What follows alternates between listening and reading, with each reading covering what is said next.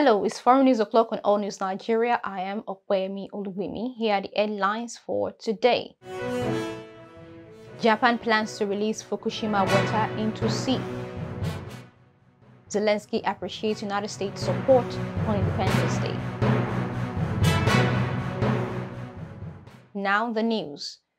Japan is set to begin pumping out more than 1 million tons of treated water from the destroyed Fukushima Daiichi nuclear power plant this summer. This is following approval from the United Nations nuclear watchdog for a controversial plan that comes 12 years after the Fukushima nuclear meltdown.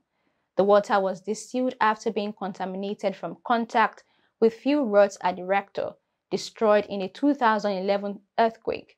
Tanks on the site now hold about 1.3 million tons of radioactive water, enough to fill 500 Olympic-sized swimming pools. Here is how Japan plans to deal with the water. TEPCO has been filtering the contaminated water to remove isotopes, leaving only tritium, a radioactive isotope of hydrogen that is hard to separate from water. TEPCO will dilute the water until tritium levels fall below regulatory limit before pumping it into the ocean from the coastal site. Water containing tritium is routinely released from nuclear plants around the world, and regulatory authorities support dealing with the Fukushima water in this way.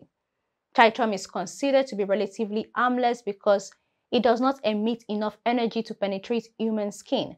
But when ingested, it can raise cancer risks, a Scientific American article said in 2014. The water disposal will take decades to complete with a rolling filtering and dilution process alongside the planned decommissioning of the plant. TEPCO has been engaging with fishing communities and other stakeholders and is promoting agriculture, fishery, and forest products in stores and restaurants to reduce any reputational harm to produce from the area. Meanwhile, experts are divided on the risks this poses. The plan, as it has been proposed and devised, is in conformity with the agreed international standards. And its application, if the government decides to proceed with it, would have negligible impact on the environment, meaning the water, fish, and sediment. Fishing unions in Fukushima have urged the government for years not to release the water, arguing that it would undo work to restore the damaged reputation of their fisheries. Neighboring countries have also expressed concern. China has been the most vocal, calling Japan's plan irresponsible, unpopular, and unilateral.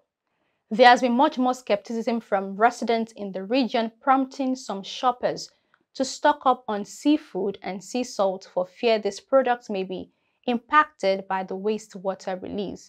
In South Korea, sea salt prices have jumped, with owners saying their sales are doubled recently. In other news, Ukrainian President Volodymyr Zelensky marked the United States Independence Day, lauding American exceptionalism and Western ideals of freedom, and expressing thanks for the United States' support and example of liberty. The Kyiv leader harkened back to the United States founding as the greatest attempt in history to rid mankind of tyranny. He compared July 4, 1776, the day America's founders adopted the Declaration of Independence, to February 24, 2022, the day Russia invaded Ukraine. Russia's war on Ukraine is now in its 18th month as Kyiv mounts the early stages of a long-awaited counter-offensive. Zelensky, in his op-ed published on Sunday, July 2, 2023, made reference to comments from Russian President Vladimir Putin a decade ago, in which the Moscow leader took issue with the characterization of the United States as exceptional. Dear Americans, I congratulate you on the best day that life can bestow on any nation that rose up for freedom. I congratulate you on your Independence Day. Only the brave gain independence, and only the best of the brave are able to pass the freedom from generation to generation.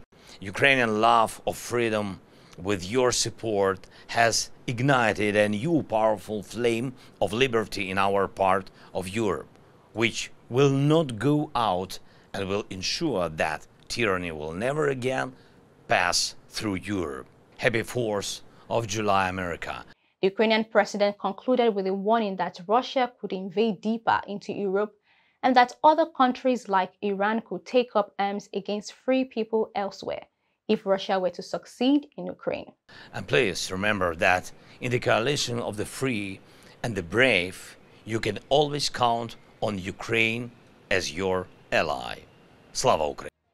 And that's it on today's news. To keep on News Nigeria, kindly follow us on all social media platforms displayed on the screen. I am Okoyemi Olubimi. Do have a lovely evening.